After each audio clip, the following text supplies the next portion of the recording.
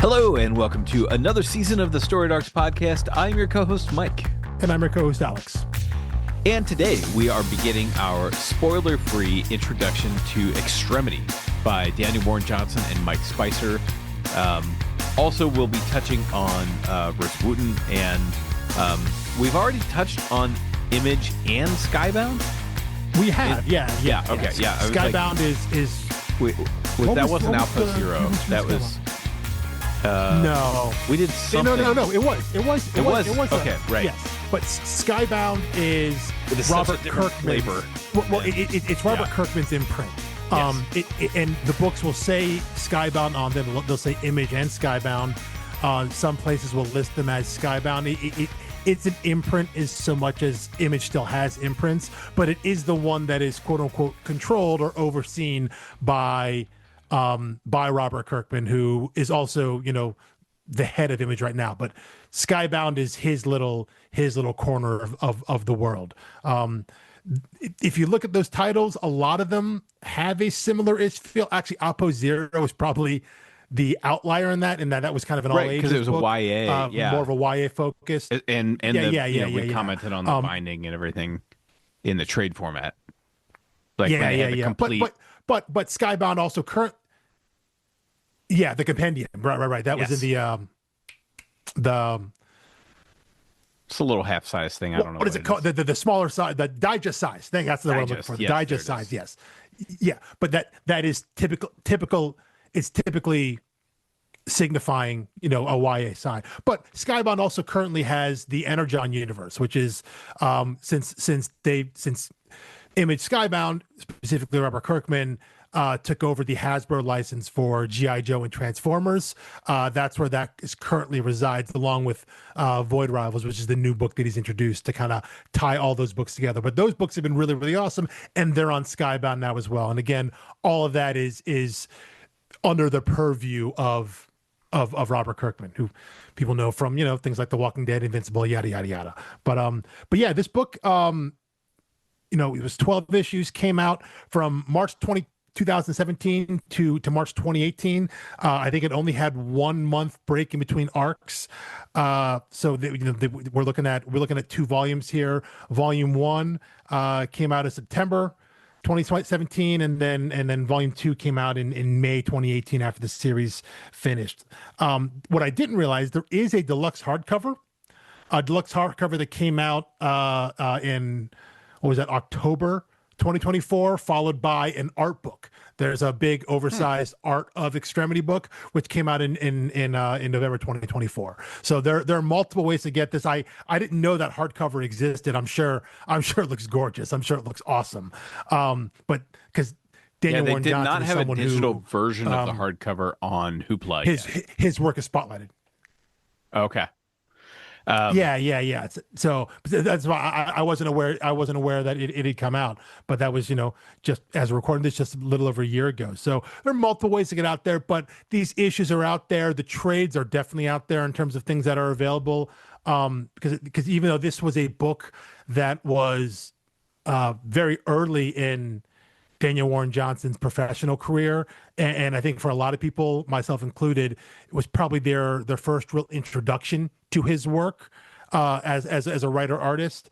And since then, he has gone on to do a number of incredible books, much higher profile books at both Marvel and DC, and his own creator-owned stuff. But this is really kind of the beginning of that sort of work. So I like going back and seeing what an early work is, and having read so much of his stuff since then, you can see a lot of those seeds of some of the themes, what his art style looks like, how to get familiarize yourself with it in a book like this. I think it's really cool to revisit. Yeah, it's definitely cool. He has such a distinctive art style, which I'm sure we'll get into a lot. Definitely in the book, during 100%, the book. Yeah. Yeah. And it's one of those, like, I'm trying to think of a way to say this that, like, I don't want it to come across the wrong way, but it's one of those where you kind of understand how it doesn't super fit the house style of Marvel or DC. Yes. Like, yes. If you dropped him in to do, a one issue of Batman, people would be like, what just happened? for this issue. But because he's a bigger name now, that is happening a little more and more. But you're right. It is cartoony. It's exaggerated. It's over the top. I mean, heavy lines but he does gruesome so well. Yeah, exaggerated features. Yes, it's very gory when it needs to be. When the story calls for it, it can be very violent, very gory, and very over the top. Do that very violent issue or like a few pages in that revival. Yes, he did. I remember we mentioned him there. Obviously, that wasn't covered in the Zero episode because it was literally like spot filling a few pages. We mentioned one scene. He contributed pages for one issue. It's 29. It's issue 29. Yeah. So that fell in our volume 3 discussion of Revival. And we did mention it. We did mention him then in terms of like kind of how his style fit that moment, because I think that was leading up to like a bomb, like someone like strapped a bomb to their chest, and it was leading up to that explosion, and I think they used his style to build a sense of tension as the art style got a little crazier, a little less realistic, a little more exaggerated, a little wilder, to mimic that sense of tension building, of things building out of control, because he does that so well. And it fits just kind of the stories that he tells are often set in these big, exaggerated, ridiculous worlds, but he's always telling a very small, focused human story. So it's a very narrow focus in a crazy world, in just a bananas nuts world.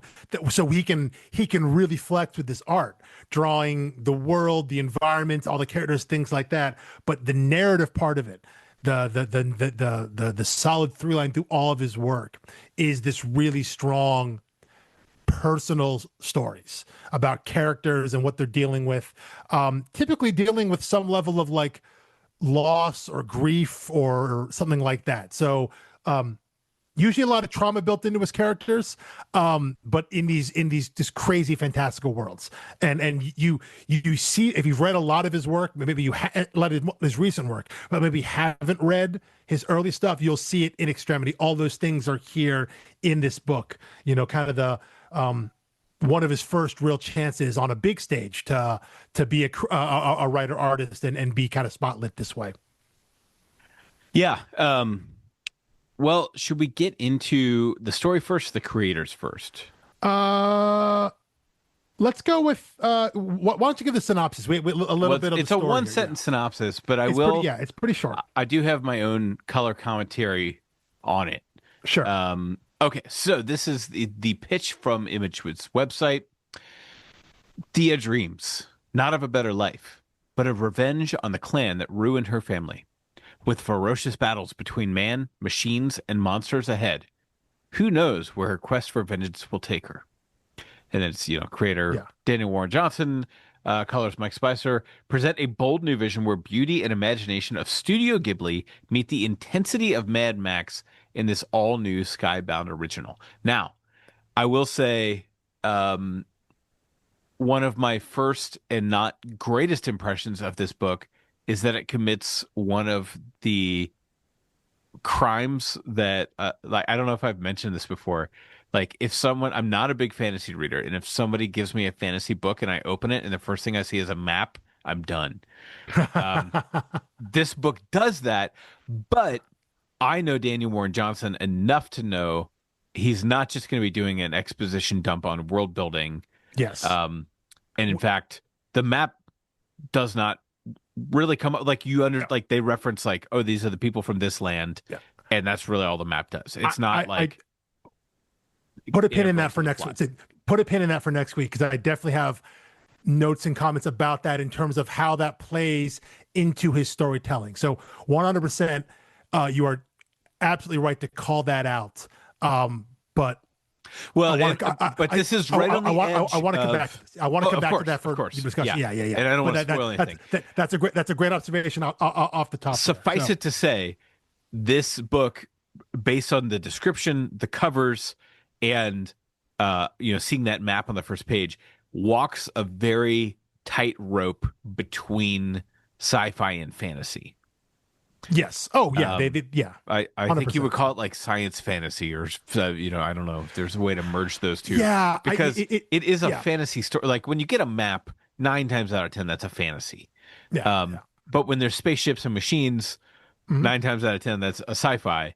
Yeah. And I don't think Daniel Warren Johnson sat down and said, I'm going to write a sci-fi or I'm going to write a fantasy. He was like, this is the story I'm going to tell. This is the setting it needs to be. This is the stuff I think is cool. So yeah, there are you're right. There are spaceships and there are robots and machines and technology, but there's also lack of technology. There's also giant they're monsters. Hacking each other with machetes and stuff. Right. Exactly. They're not shooting laser guns. Yep.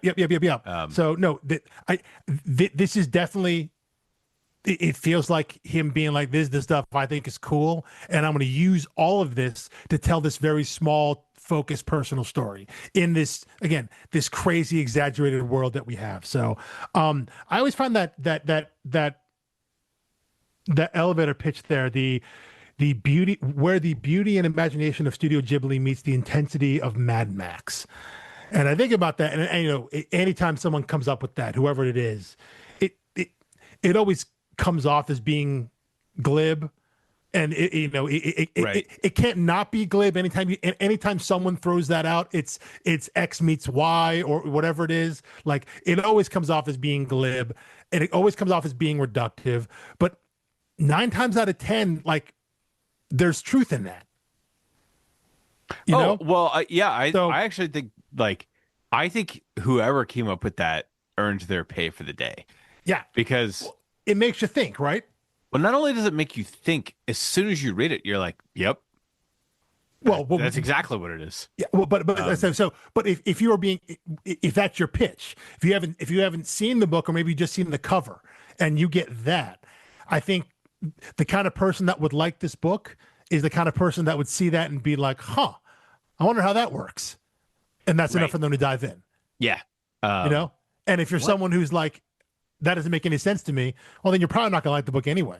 So you're right. There is a level of genius to it. Like, it targets the kind of, the person for which that would be a hook is the kind of person I actually wonder if Daniel himself came up with it, and if this is his gritty take on Howl's Moving Castle. I don't know if you're familiar with that one. Oh yeah. But I mean, who knows if they? I mean, was that his pitch to Image? Maybe he said that, or was that an editor or someone up above being like, what this feels like to me? This, who knows what that is? I think I don't know most of the stories I hear are editors coming up with those type of tagline pitches. Yeah. And I remember our conversation with Pornsack where he was talking about how do you pitch Day Tripper? Yeah. Like, it's a great book. How do you pitch it without giving the whole thing away? Yeah. And but you got to find some kind of short what's the most important day of your life? Exactly. Yeah. And it's like, and that one, I mean, that's perfect. And anything else in that book is either an active deceit or a spoiler. Yeah. So and you don't want that. You don't want either of those here. So, but I think you're right.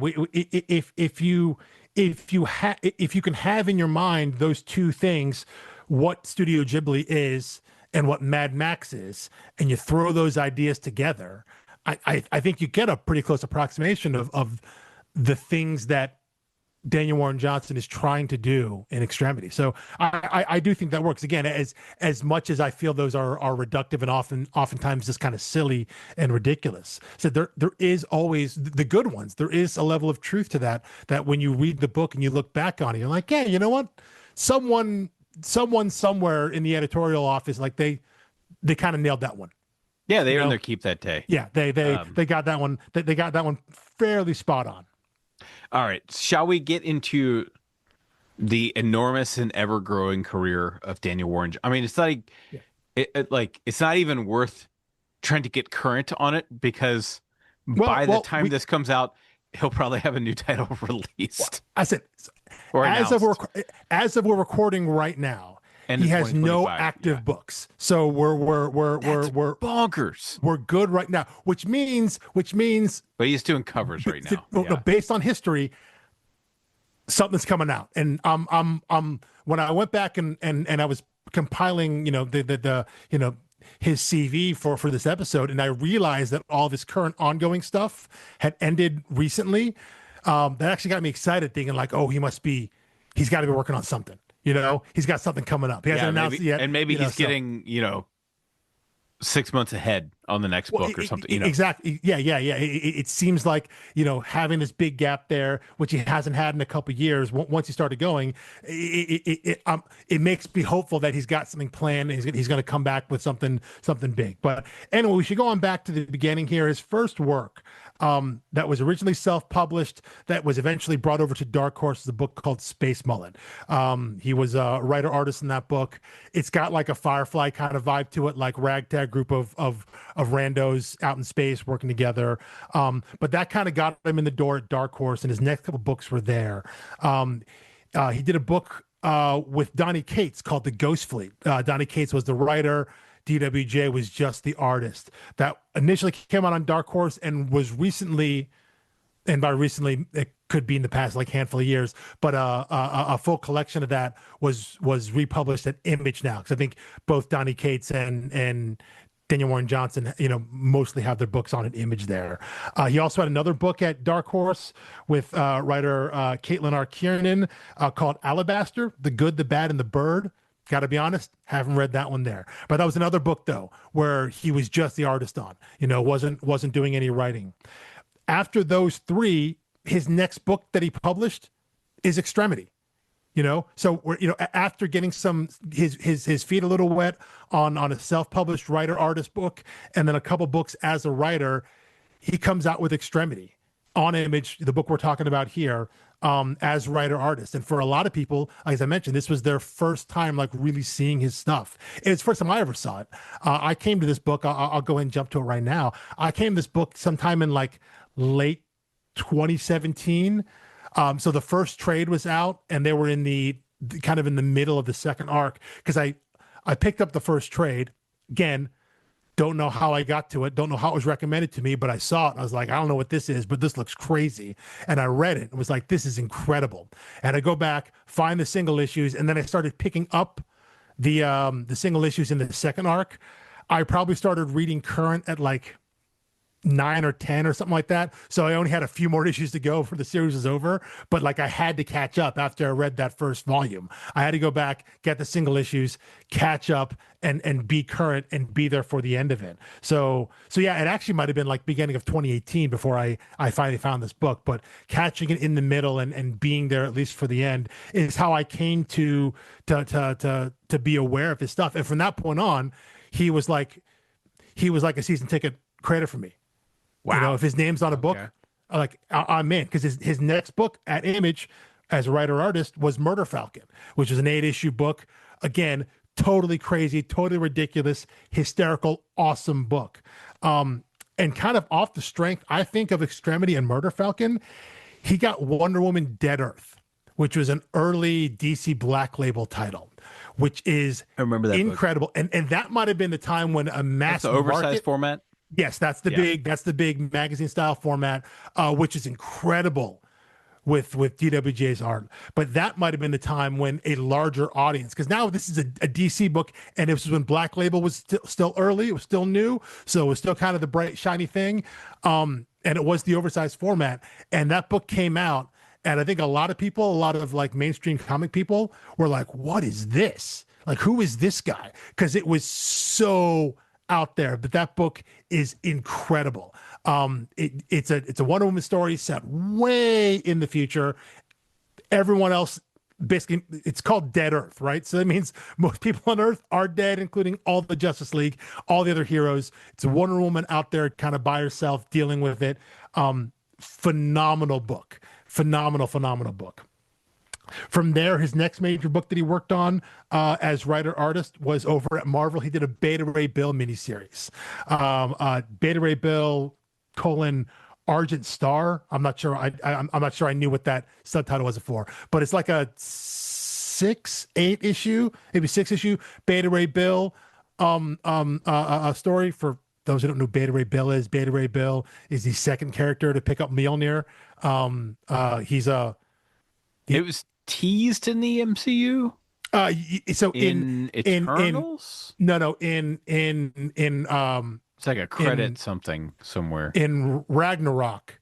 Right. When Thor goes to Sakaar and he's in the fighting pit for champions, on one of the game master's towers of like past champions, there's a horse head, and Beta Ray Bill is he's a humanoid person with the horse head. That's what his race is. The name is escaping right now, but he is one of the characters in the MCU who was able to wield Mjolnir. He now wields his own kind of magical weapon, but Daniel Warren Johnson doing this like crazy Marvel cosmic stuff. Again, it's really cool and it fits his style. But again, it's a mini series on a character that a lot of people don't really know. But still him getting a shot of like DC said, here, have a little miniseries, do what you want with it. It's Black Label, kind of do whatever. And he got the same thing at Marvel. He got a miniseries at Marvel. Yeah, it's Beta Ray Bill, but Beta Ray Bill has its fans. But it was like, just give him a thing to do and let him do whatever he wants with it, because you're going to get the best results from someone like him if you just kind of take the safeties off and say, do your story in your style, in your way. And that's going to yield we're confident that's going to yield the best product. So, kind of back to back, two big things at Marvel and DC. Then it comes back to Image with another creator-owned series, Do a Powerbomb. Daniel Warren Johnson is an avowed fan of wrestling. I've talked to him at shows, and every time I walk up to his table, every single time I've walked up to his table, the person he's talking to in conversation ahead of me has always been talking about wrestling. Every single time. I thought you were going to say it was dressed like a wrestler. Or no. Trying to grab a folding chair. Or no. It is someone talking and like talking about like random obscure wrestling, like the stuff that you would watch at like 3 a.m. on some random cable channel back in the day. So he loves wrestling, and he took that and wove it into a really kind of heartbreaking, beautiful story and Do a Powerbomb. Again, the ideas of grief and loss and dealing with that kind of thing, and is it getting revenge? Is it getting closure, healing? All those things are factors that play into his creator-owned work. And Do a Powerbomb, while it's ostensibly about wrestling, is also about those things as well. So that's another really Extremity, Murder Falcon, Do a Powerbomb are all three books that I absolutely love, and I think books that maybe we could have talked about, but I am glad we're going with Extremity for the first one there. After that, he goes back to DC as a writer only, and I think he did the covers for the Jurassic League. Artist on that was an artist named Juan Gideon. So if you don't know what the Jurassic League is, the story. I mean, it's basically, this is what they do every 5 years. They're like, let's take the Justice League and move it 500 years in the future, and now 2,000 years in the past, and now 5,000 years in the past. And yes, except they're actually dinosaurs. Yes, right. Yeah. No. Like we changed the setting, but we're keeping, instead of pitching that as an original series of here's anthropomorphic dinosaurs, we're saying, yeah, but this one's, he's the Batman, and this one's the Wonder Woman, and like Dark Knights of Steel, like what if the Justice League were medieval? Yeah. But at least they're still people, though. The Jurassic League is a wild comic. Again, that was him though, coming back DC as a writer only, and I think he did the covers. Because again, definitely did the cover. Ridiculous. It's the most cover. It's the most him cover I've ever seen. Yeah, I mean, again, just take a wild, crazy idea and just let him go nuts with it. So yeah, Jurassic League is a super fun. That's a mini series, probably 4 or 5, maybe 6 at most issues, miniseries. But yeah, that's just super fun, super weird. And then I mentioned at the top here or earlier that he just had 2 ongoing series that were that his run finished up on. One of them is The Moon is Following Us. It's an Image book where, again, he was the writer on that, and he was working with artist Riley Rossmo over at Image. If there's another artist out there that is similar-ish to Daniel Warren Johnson's art, it might be Riley Rossmo, which is weird because Riley Rossmo is one of those artists that just doesn't hit for me. There's something about his exaggerated cartoonish style that just like it's off in a way that just doesn't click with me. But he is an artist that has been used on a number of different stuff when you bring him in on especially like some DC titles and all that. And again, has a fan base. People love his art because it hits the same kind of thing that DWJ stuff does, right? Again, it's intentionally cartoonish. It's exaggerated. It's disproportionate. You're not trying to make things look like people or all that, the way they draws faces and limbs and all that. It's crazy out there. But for whatever reason, for me personally, Daniel Warren Johnson's art hits for me and lands perfectly, kind of in a spot of enjoyment for me. Riley Rossmo, less so. But The Moon Following Us is still still a beautiful book. It's a touching book. It's I read it because DWJ was writing it. And I'm not so turned off by Rossmo's art that I'm like never going to buy a book that he draws. Right. But it's not something that I would normally go to. But because DWJ was on it, I went and picked that up. It's a great read. That I think was 10 issues, and that finished up earlier this year in 2025. The other one was Transformers. I mentioned the Energon universe over at Skybound. Starting at the end of 2024, Image started doing Transformers, G.I. Joe, all this stuff. And the first major arc of Transformers, the first 24 issues, were written by Daniel Warren Johnson. He wrote and drew the first 6 issues, and then after that, Jorge Corona was the main artist, interior artist on those books, with a couple of issues I think drawn by Jason Howard. But he did an absolutely incredible job with Transformers, which I know is a weird thing to say for a lot of people, but the Transformers comics historically have been awesome. At IDW, they were incredible, and the new stuff that they're doing right now, or they just did at Image Skybound, was just completely phenomenal. It was so great. And to see Daniel Warren Johnson go and do Transformers the way that he wrote these characters, like Optimus Prime and Megatron, it was so great. If you're someone who loves Transformers and grew up with it, but never really read those comics, I would 100% recommend checking out his recent run on Transformers that he did. It is so good. But yeah, so that's like in terms of his major work, where he was either writer, artist, or writer-artist, that's essentially everything he's done. And as we said, as we record this right now in December 2025, he doesn't have any active series that he's writing or drawing on the solicitations coming out. He has plenty of other work. Yeah. We mentioned he has some spot issues that he's done in the past. We mentioned contributing to Absolute Revival. Batman Annual. He was a writer and artist. That was the last thing he just did. And that's a big. I mean, that's a big get. That's the hot book at DC. Yes. Well, and that was a massive book. That Absolute Batman Annual had 3 stories in it, but his was the first and the main one. He also drew the main cover on that. But he's now at a point now where people know him because when he did Dead Earth for Black Label, I think a lot of people were like, wait, who is this Daniel Warren Johnson guy? What is this style? But now people know who he is, and they know what Absolute Batman is all about. And the stuff that Scott Snyder and Nick Dragotta are doing with Absolute Batman are weirdly perfect for the style and approach that Daniel Warren Johnson has in terms of it's exaggerated, it's over the top, it's ridiculous. Like everything about that Absolute Batman and his suit and what he does and how he approaches things, it screams Daniel Warren Johnson. So for them to get him to come in and do a story in the annual, On one hand, it was like, wow, they got DWJ to do this. On the other hand, it's like, well, of course, that makes perfect sense. He's the exact person you would want to get to tell an absolute Batman story. So yeah, that's the most recent thing he's done, kind of aside from his ongoing stuff. You can go back the last handful of years. You can find his contributions in a ton of anthologies and short story collections from Marvel and DC.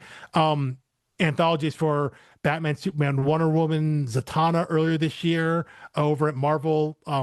Anthologies for like Wolverine, Deadpool, Wolverine, Deadpool, Fantastic Four, Darth Vader. So like he's done his stuff, contributing short stories, writer, artist, sometimes just writers, sometimes just artists, sometimes just doing pinups of characters, because he also does a ton of covers. It honestly just now occurred to me how absolutely insanely great he would be for like an ongoing or limited run Wolverine series. Like interior. Look at Extremity and just say, just imagine these are claws coming out of someone's hands. He did a story recently in the Wolverine run, post Krakoa, that was written by I want to say it's written by, the main books had been written by maybe Saladin Ahmed, I can't remember now, but it was an anniversary issue. It was some roundish number or whatever, and so it was an oversized issue, and they had the main story written by the main team. They had a couple backup stories, and he did one of those backup stories. And you're right, it is perfect. You want someone that is, when Wolverine goes berserker mode and is feral, like that's exactly the kind of thing that Daniel Warren Johnson excels at and would be perfect for. So no, you're 100% right. If he had gotten, just give him a limited series and just say, do whatever you want with Logan. It's absolutely perfect. Give me an old man Logan with Daniel Warren Johnson, and it is perfect. So, but yeah, again, just to wrap up with him, tons of covers. Everyone wants his stuff because it sells, because he has a fan base. He is a creator that there are people, myself fairly included in that, of like, if he has a cover on something, be it a Marvel or a DC book or an Image book, he's someone, that other Image artists love as well, other Image creators. And if you get a DWJ cover on something that you've done, like people want that because it's going to sell, because his art is so distinct. And when you see it, if you know his art, you're like, that's DWJ. Like no one else looks just like him. I mentioned Riley Rossmo as someone who is similar, but both those guys are distinct enough that when you see them, if you know it, you're like, that's Rossmo, that's DWJ. There's no confusion. You can't look at that and be like, well, is that Daniel Warren Johnson? Someone else? No. His art is his art. And to have that kind of space in the comic industry, I mean, that's rare. To have that kind of recognition of just, oh, right, I know that, because that can only be one person, Yeah, right. I mean, I think you and I probably have, I probably have at least 30, 40 artists where I look at a cover and I'm like, well, that's obviously so-and-so. I think yours is probably well over 100. Yeah. I think the average person would be like, oh, that's a Scotty Young cover, because there's no one's even trying to do that. It used to be that you could say, oh, that's a JTC cover. But now there's so many what do they call those, negative space variants? Yeah, the negative space everybody's covers, doing or the negative space the thing, action face, or the action figure ones. But either way, it's like the OG though, whether he did or not, that's a JTC cover. Like it could be someone imitating him, but it's a JTC cover. Yes. In its spirit. But yeah, there are artists like that. I think Scotty is a great example. I was going to someone like Jenny Frison. If you know Jenny Frison, you know her stuff, but she essentially only does covers. That's what she does, what she's known for, and that's great. That's almost as big as you can get, only doing covers. It's up there. Scotty Young is the same. Scotty Young is closer to DWJ because he also does interiors. He also does writing, but he also has that extra level of recognition of just, you can slap a Scotty Young cover on something, and people will buy it, Yeah. Well, I think the most dangerous thing about Scotty Young covers is it could be like the most X-rated bloodbath book, and an unknowing parent could take a kid to the store and be like, "Oh, look at this cover." It's like it's a little kid Black Panther, and like the first page could be something like really gruesome. And wow, that's where comic shops got to be on the lookout for that, because Scotty Young he draws Scotty Young. That's what he does. So, but DWJ is someone that's like that, and so he if you see his name out in solicitations, it's right now it's probably because he's got a variant cover for something that's come out or coming out. But again, not having an active book out right now in solicitation that is either announced or anything yet, it's kind of gearing me up thinking that I'm hoping that just means he's got something cooking. And I hope it's another creator-owned book. Again, as much as I love Transformers, as much as I really enjoy The Moon Is Following Us, a book he's writing on, ultimately what I want from him personally as a reader is I want a book that he's writing and drawing himself. I want a Daniel Warren Johnson book, something that he has full control over, that is telling the story, and you're getting the full unadulterated DWJ experience. That's what I want from his stuff there. And whatever that book is, wherever it comes out, whenever it's announced, there's like 105% chance that it's colored by Mike Spicer. He's the other name that's listed there. Mike Spicer has done a ton of stuff. He's done, mainly image work. He does a ton of work in image as a colorist. Also has a lot of stuff at the big two. Like, almost everyone in the comic industry, you have to work as many places as possible. A lot of DC work, a lot of Marvel work, way too many to name. But at this point, pretty much, he is Daniel Warren Johnson's colorist.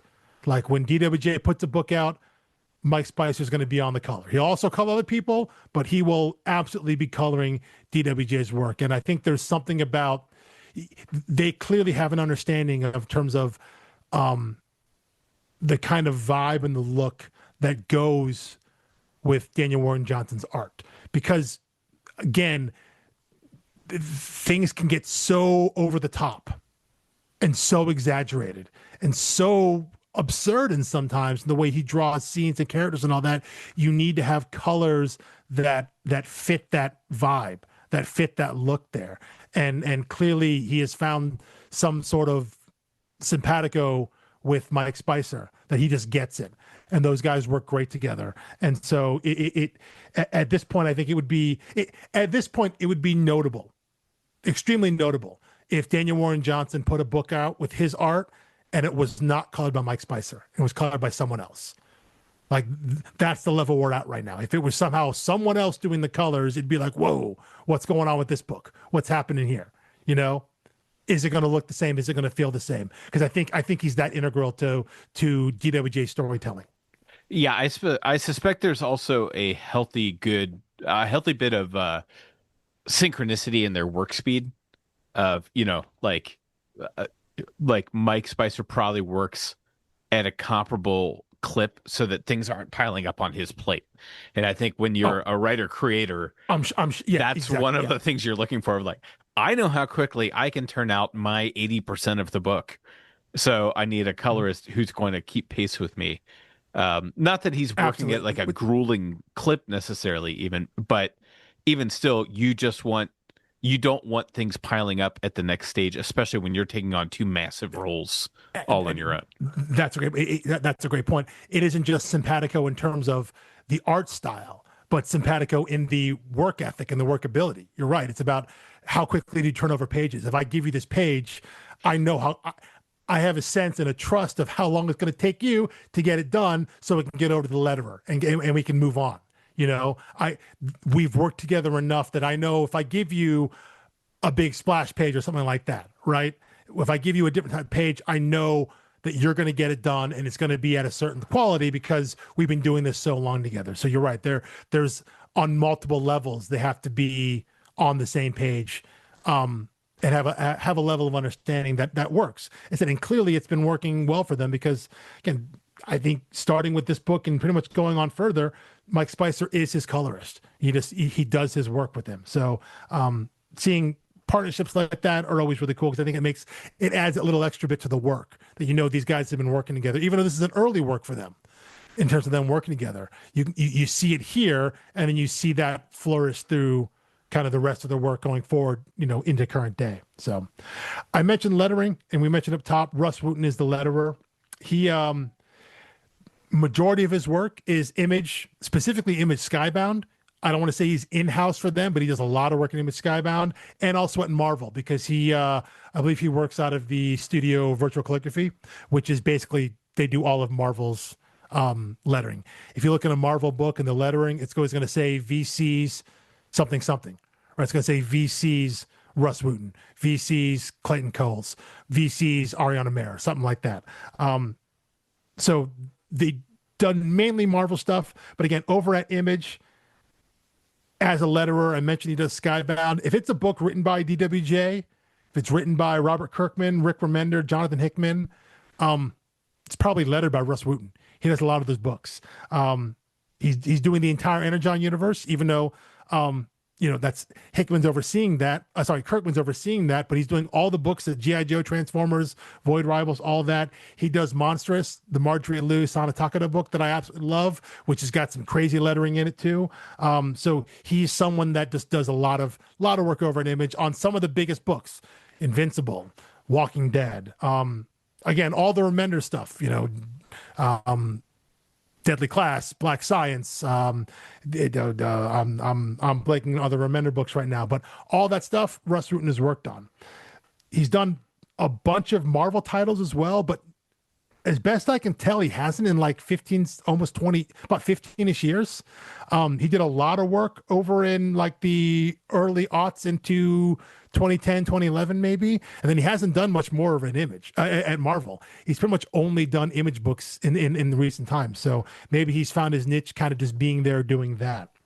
And I guess it's worth noting that what little DC work that Rus Wooton has lettered, what very little work he's done, has pretty much been the work that Daniel Warren Johnson has done at DC. whether it's like Dead Earth or Jurassic League or any of these short stories or things that DWJ has contributed to anthologies, that's pretty much the only DC stuff that Rus Wooton has lettered over at DC, which I think is pretty great there too. That Daniel Warren Johnson also, he's doing a book, and at least early on there was a bit of sticking your neck out to get that right, because they typically want to assign you. Here's your writer, here's your artist. I don't care if you've ever met. I don't care if you've ever been in the same room. We get email, we can just drop boxes stuff to each other. Well, and Marvel and DC have their people. Again, I mentioned Marvel. All their books are lettered by people who work at Virtual Calligraphy. And said those are also letterers who work on tons of other books. Clayton Coles, Ariana Mayer, these people are on books on both sides of the street, all over independent books. They're everywhere. They do a bunch of stuff. But when you're working at Marvel, you're going to work with a VC letterer. So yeah, and DC has their own stable of people as well. And so for DWJ to be able to bring quote unquote his letterer with him, like this guy does my stuff, I work with him, and being allowed to do that when he doesn't have a bunch of other credits at DC, it'd be a different story if this is someone who also had done other stuff at DC and a creator was like, I want that guy on my book. I'm sure that wouldn't be a problem, but it's probably a little big of an ask to be like, I want to bring this guy in who has done thousands of books in the industry, but only like a handful for you guys specifically. I want to bring that guy in. I want to use him. I want to have his name on your book. But yeah, he, sticks with them. Again, maybe much like working with Mike Spicer, you find a guy that you find a creative partner that you jive with, that can turn over the work, that understands how you do dialogue and narration, understands what your art looks like, because again, you letterers the lettering covers up the art. So you have to work with someone who understands what the art is and what's important in the art. And so if you have that relationship together, and you're someone you're comfortable with who understands what you do, since DWJ is writing and drawing this at the same time, it's probably comforting to have the same steady hand in all those other facets that you hand off to, whether it's a colorist or a letterer, right? There's just a built-in level of trust that no matter what you're doing, no matter who it's for, what the characters are, doesn't matter what it is, it's simply turning out the work. And he has a team of people that he likes to work with, and he's able to keep working with them. And I think, again, those little things behind the scenes make a book better. Yeah, absolutely. Let's get a little more behind the scenes, shall we? With lettering. And I just keep thinking we're so close to getting to the point where we've basically covered all the letterers working. We're getting there. Because the big ones, yeah. Steve Wan's obviously, we've talked about it a number of times. Hassan. Yeah, Haas is the big guy right now. Yeah.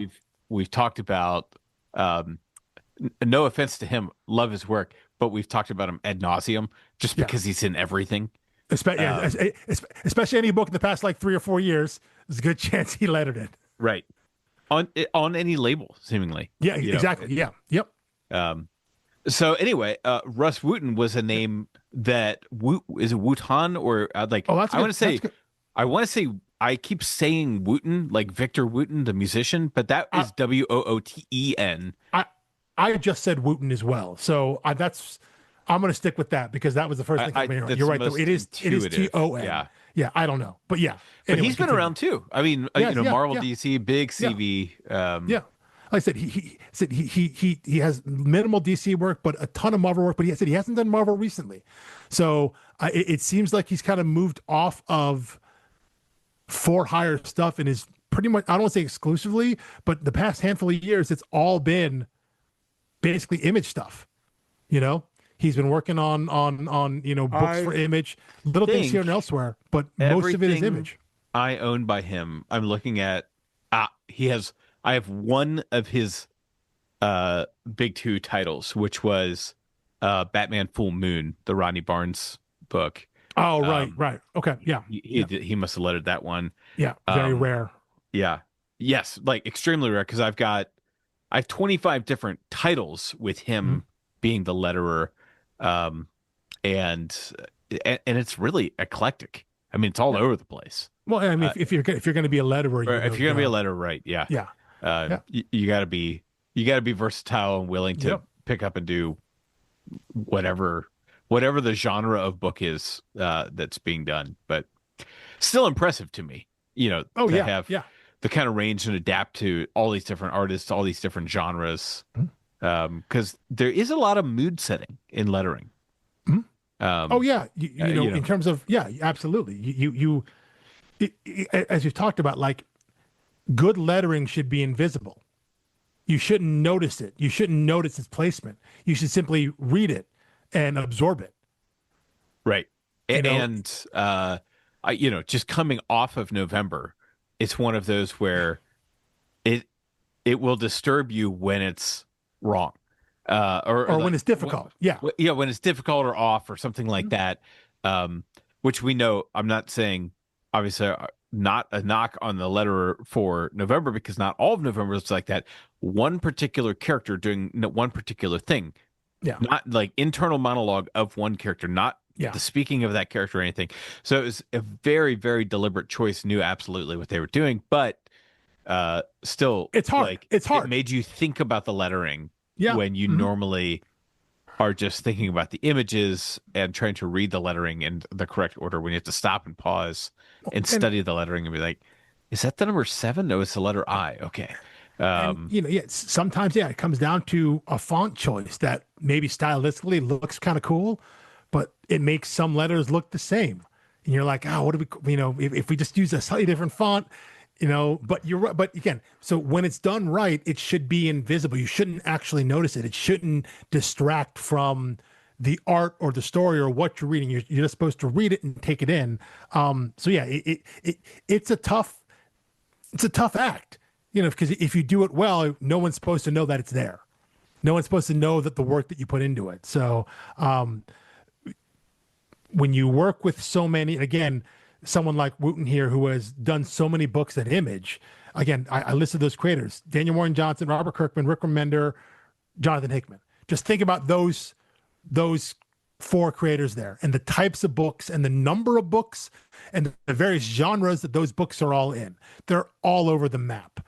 and also the different artists that those guys. I mean, Daniel Warren Johnson does his own stuff, obviously, but Kirkman, Remender, Hickman, all the various artists that those guys work with, and the various different styles that they have, and to try to find a way to get those words from the script onto the page, integrated into the panels with the art there. There's a lot of stuff to work there. You know, and there are a lot of ways it can go wrong, right? There are a lot of ways in which that can be done poorly. And to work as long as someone like Wooton has, and work continuously with the same creators over and over again. Again, stuff like that, I think, speaks volumes that if Robert Kirkman's doing a book, Rus Wooton's going to letter it. Rick Remender's doing a book, whether I like it or not, you know, in terms of Remender writing it, Rus Wooton's going to letter it. Right. Jonathan Hickman, same way. These guys, they're gonna get their guy because they trust him to put their words on the page, regardless of who the artist is. And I think, again, trust like that, those little things make books better, right? They just make books better when the people involved have that working relationship. You know, I said on both a creative level and just a practical working together level. All that stuff, when it meshes together, that's when books sing. Yeah. By the way, just a shout out to him. The book, a book I'm currently reading that he has lettered is The Tin Can Society. Yes, great book. Yep. Very cool book. It's like technically 9 books total, I think is 9 issues. Yeah. And is it finished? No, issue 9 as we're recording this, issue 9 comes out in a month or two or something like that. So okay. Potential future option to think about. Oh my gosh. It's a book that as I was reading, I was like, there's some cool stuff here. Got to see how it ends, because we haven't gotten there yet. 1 issue left, but that could be one we might pencil in down the line. Maybe once the complete story is out and it's in a nice, good looking trade. That's a book maybe we could talk about in the future. Definitely. Yeah. Great. Any other notes on this? I mean, do you feel the need to make any more of a pitch? Because I honestly feel like, you know, the Mad Max meets Studio Ghibli is basically, like, that's all I can say about it. And other than to say, if you are not a big fantasy person like I am, and you're worried, like, this is a limited series, like, are we going to get all into this world building and then not get around to any story with it, or not get around to any meaningful characters? Yeah. Don't worry about that. Yeah, don't worry about that. Honestly, just read the first issue and you will see exactly all you need to see. That's what I was going to say, is if you're on the fence on even you flip through it and you're not certain of the art or anything like that, just bite the bullet, read the first issue. You know, pick up the trade, read the first issue, the first chapter of the book. And if you're not in by then, it's probably not going to be your speed. And that's okay. But this isn't one that I think you can judge just by, like, because if you're not used to the art, it can be off-putting on first glance. So I would say don't judge it by that. Go and read that first issue and see if it connects with you on some level. And then from there, I think if it does, and you're still kind of on the fence on the art, if the story has hooked you as you get through further into the book, I think you'll come around on the art because you'll see how it all works together. But yeah, you can get to the first one and be like, you know what? I'm not feeling it. Hey, that happens. But this is a book, I think, you have to try it and see what that first offering is. You got to go in and just jump in and read it and see what it's about. And if it lands with you, great, keep going. You're going to want to keep reading and get to the end. But not all the way to the end, right? Not yet. Just the first half, just the first 6 issues. That's where we're going this week here. Yeah, just I wouldn't begrudge anyone who was like, I'm just going to knock out the whole thing and then we'll listen 2 weeks in a row. Just know that you'll probably want to do that. Why don't you guys, like, just keep talking about it? Just just wait. We'll get to it. But we are, for our purposes, we're going to stop halfway. But I guess you're right. You're gonna, if you get the end of issue 6 and you want to keep going, more power to you. You're probably going to want to get to the end. I don't know if this is how the trade is, but I'm reading the Hoopla version, which is digital from the library, and there are no breaks between chapters. Interesting. Okay, so I was like, when is this first issue going to end? I'm like 45 pages in. Interesting. But the fact that I was 45 pages in and didn't even stop to think like, I wonder if I'm at the end of an issue yet, was like, oh my God, you can just inhale this comic. That's interesting. I will double check. I am rereading. I have this book in multiple forms. I'm rereading the single issues digitally because that's the easiest way for me to get to it. But I will check I'll check the trades and see if it's the same way in terms of like, because I do have it could be the first trade digitally. Or it could be just how it's coded. I'll check my Comixology now Kindle, whatever the hell it's called, version of Volume 1, the digital version, and see if it's the same there. But yeah, I'm rereading single issue digitally. But yeah, I think you're right. It's a great sign if you just keep reading and don't even think about, shouldn't there have been a cover break here at some point? Right. You know? Right. Yeah. It's like when you sit down to watch a show or something and you're just like in the zone. If you had, I don't know, somehow credits turned off altogether and you look up 2.5 hours later and you're like, that's a pretty good pilot. And it's like, you're halfway through the first season. It's like, oh, right. You just watched 7 episodes. What? Right. Yeah. I mean, but that's what this book feels like to me is, it's a good read. I think it's when you get into it, if you get immersed in it, it can draw you in, and you can get to a point where you're just like, you know what, I'm just gonna finish it, gonna get to the end and get the whole thing there, because it is only 12 issues and it is a complete story. So there isn't some you get to the end, and, he tells the story he wants to tell, and the way he wants to tell it, he gets the room and kind of the breath to do that. So it's always cool when a creator gets to do that on his terms, and they're not encumbered by, well, yeah, we're gonna cut this off a couple issues short here. It seems like he got 12 issues and he got his story, so fits nicely into 2 volumes. Beautiful. All right, we will see you back here next Thursday for our full-length discussion of Volume 1, which has a name. Yes, Artist. Volume 1 is Artist. Volume 2, Warrior. Yes. Yeah. So yeah, issues 1 through 6, if you find them in single issue as well, because they're out there. You can find them. Comic shops still have them. Again, as his name gets bigger and bigger, you can still probably find them in like maybe even dollar bins, used bookstores. Like if you want to go hunting, this is a fun one to go hunt for, because it's kind of like DWJ's kind of like a hipster creator, right? You know, you're like, oh yeah, I'm picking up all of Daniel Warren Johnson stuff. And it's like he's weird because he's a little bit of a hipster creator, because he writes such niche books. Yeah, but they have pop culture appeal. They have, yes, you wouldn't be like, pro wrestling is such a hipster thing, right? Yeah.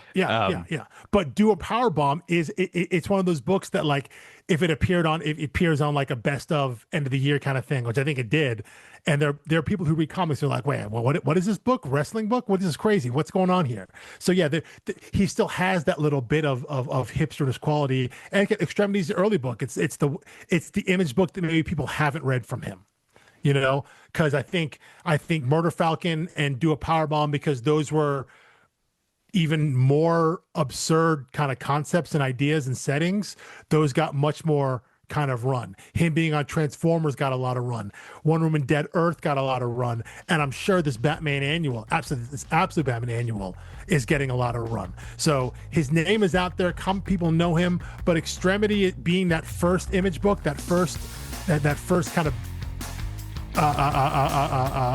kind of big spotlight creator-owned book, because Spaceball started as self-published.